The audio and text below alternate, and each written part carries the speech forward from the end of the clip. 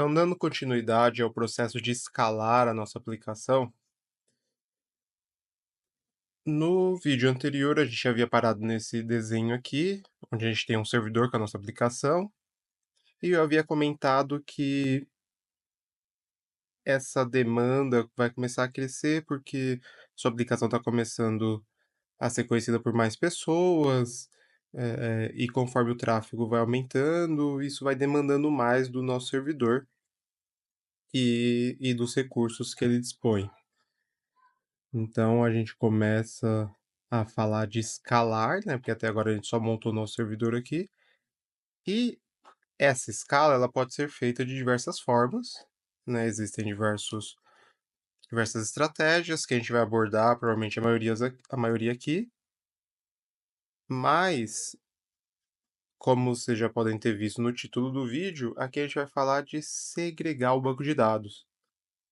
Que talvez, pelo menos eu acredito que é o melhor primeiro passo do nosso cenário aqui.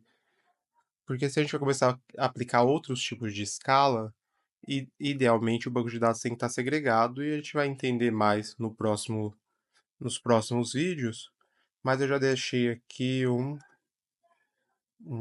ícone de um banco de dados aqui. Então, até então, como eu já havia comentado, tudo está rodando nesse servidor. E o que, que a gente faz agora? Agora a gente separa, né? Deixa eu mover os dois aqui. Agora a gente separa, opa, a aplicação back-end, enfim, o que você estiver provendo nesse servidor, do banco de dados. Então, o banco de dados vai ficar num servidor e a aplicação no outro. Uma coisa que eu acabei não comentando no outro vídeo, no vídeo anterior, mas pincelei algo no primeiro, é que nesse servidor pode ser tanto uma aplicação fornecendo uma aplicação, o front para um navegador vir acessar, né? Pode ser um Angular ou mesmo um HTML puro, enfim. Como também pode ser apenas um servidor back-end expondo APIs que uma aplicação mobile vai bater aqui para acessar, né? Mas acho que só para deixar claro aqui o que pode estar aqui dentro desse servidor.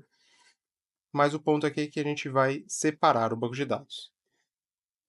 E aí, com essa segregação,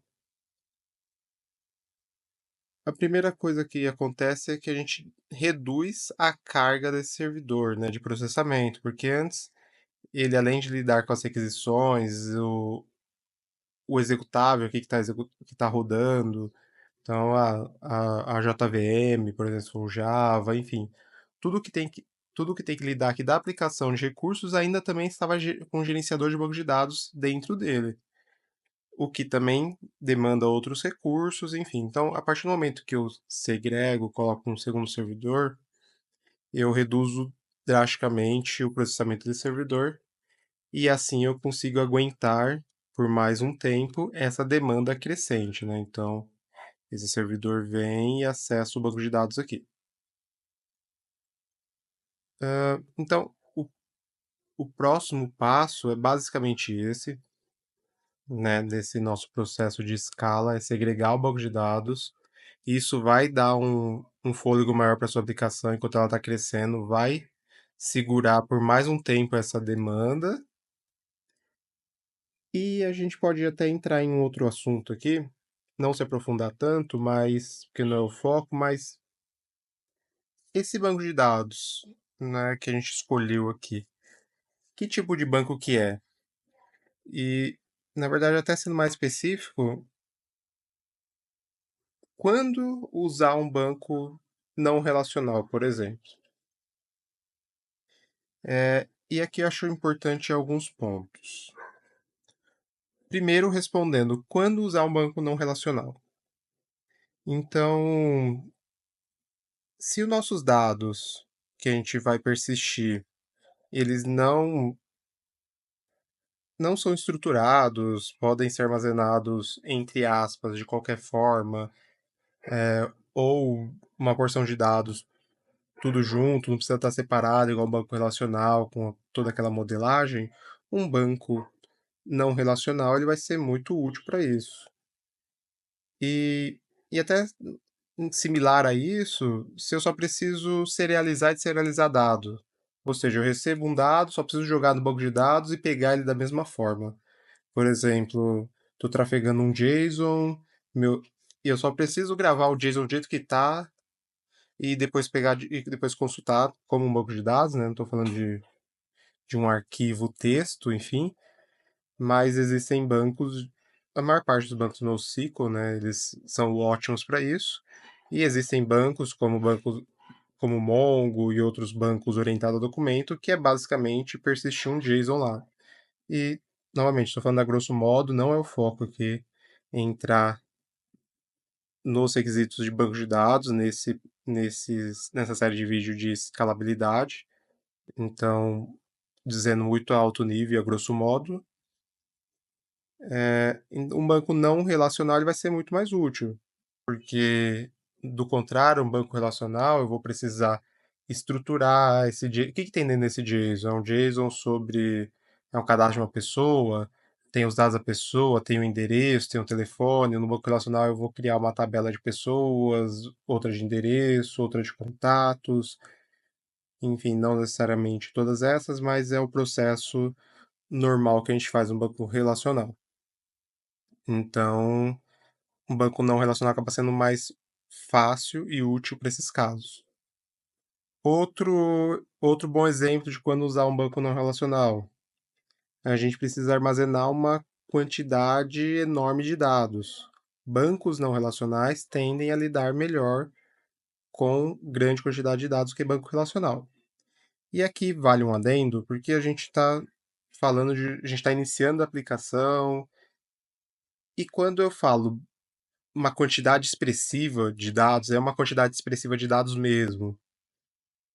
Vale lembrar que os bancos não relacionais, apesar de ali na teoria e nos estudos acadêmicos eles serem muito antigos, muito mesmo, fazem pouco tempo que eles ganharam o mercado, né? Eu não sei, sei lá, uns 10 anos que eles ganharam o mercado, enquanto os bancos relacionais sempre estiveram aí. É, e eles sempre estiveram aí dando conta de tudo que existe no mundo. Então, eu não lembro exatamente se há 10 anos atrás, um pouquinho mais, mas o fato é que bancos, por exemplo, instituições financeiras sempre existiram usando um banco relacional e, sei lá, a gente tem instituições aqui, bancos no nosso país com 100 anos de idade e sempre houve ali um banco de dados relacional suportando eles, lidando já com muitos dados e de forma tranquila, eu diria. Assim como outros exemplos de empresas de telecomunicações. Imagine quantos dados que eles precisam processar e sempre foi ali no banco de dados relacional e tudo bem. Então, falando agora que a gente está numa nova era de trabalhar com dados, e aí a gente fala de muitos dados, cada pessoa, ela não se resume mais só aos dados cadastrais, se resume aos dados do navegador dela, qual navegador que ela usa, IP, qual rua que ela mora, mas não simplesmente como um cadastro de endereço, mas naquela rua, quantas outras pessoas têm um perfil parecido com o dela, enfim. A quantidade de dados hoje em dia é enorme, quem trabalha com dados sabe. São coisas assim que a gente nem imagina antes de olhar pela primeira vez. Falar, caramba, para que eu preciso disso? Ah, se no dia que você fez uma compra tava sol, tava chuva, enfim. A quantidade de dados hoje em dia é enorme e é disso que eu estou falando. Então, bancos de dados não relacionais tendem a trabalhar melhor com quantidades massivas de dados. Por que tendem? Exis- Existem os bancos relacionais e os não relacionais são divididos em diversas categorias. Eu já falei um banco de dados orientado a documentos, mas tem outros, chave-valor, enfim, tem vários modelos e aí cada um desses modelos foi feito porque para resolver problemas específicos. Então, no geral, os bancos de dados não relacional tendem a lidar melhor com quantidade massiva de dados, mas você tem que procurar qual categoria de banco não relacional é melhor para você. E reforço isso porque, né, já ouvi de especialistas, de grandes empresas condenando o banco não relacional. Apenas lembrem disso, o banco relacional ele já está aí, talvez, talvez antes mesmo desses especialistas se tornarem um profissional da área e já estava suportando cargas que, que talvez muitos desses especialistas nunca viram. Então, aqui no nosso caso, a gente está começando a nossa aplicação. Pode ser que o modelo aqui já favoreça desde o início o uso do banco não relacional.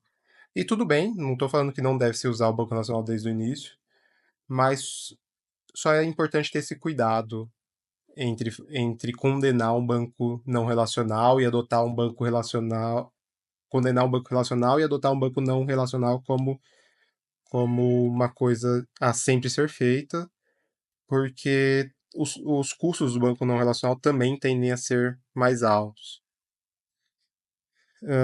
E um